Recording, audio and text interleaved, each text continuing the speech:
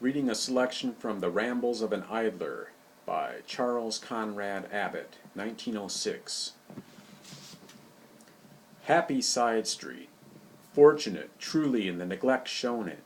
It rejoices in its calm, dignified way in an old house, one with oak beams and honest walls, with a fireplace instead of a stovepipe hole, a house with an odor of antiquity, which is vastly preferable to the odor of sanctity.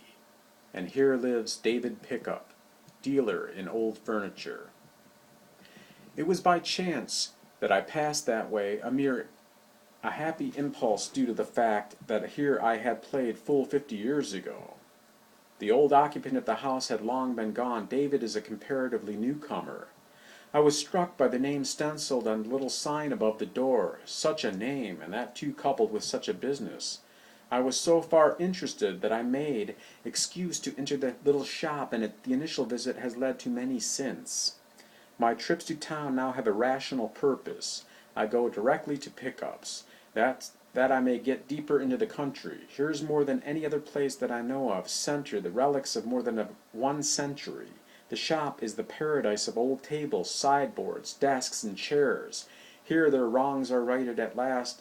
They are given new leases of life as rewards of merit, banished for fancied usefulness or ill looks out of style, as silliness declares, to garret or cellar, or put to plain use.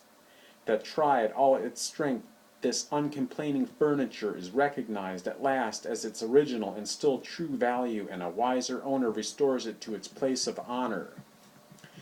David Pickup himself is old in all things save in years. He loves his work, and his knowledge of furniture, its history, method of manufacture, and materials used is far more extensive than that of many writers on the subject.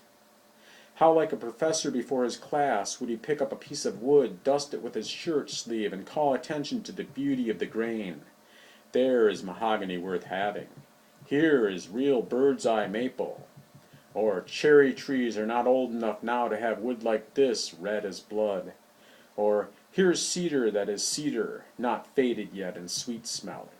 More or less of all this would he say in a most impressive manner, and less often he would lay down his saw or plane, and seating himself in a chair I have long coveted, throw his arms back to support his head, and exclaim with great animation, "Wood, like wine, improves with age, if properly cared for, and what strange stories these old things could tell, desk or chair, that is, if they could only."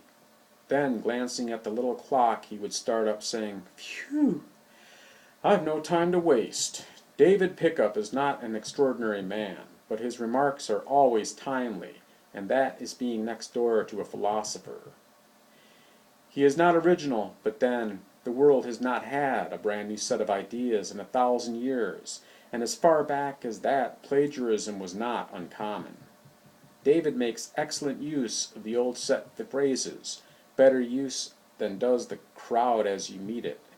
At least, he never speaks an unnecessary word, and when my visit ends, I find I can carry home his conversation as easily as I can recall, if I desire, the aromatic atmosphere of his shop.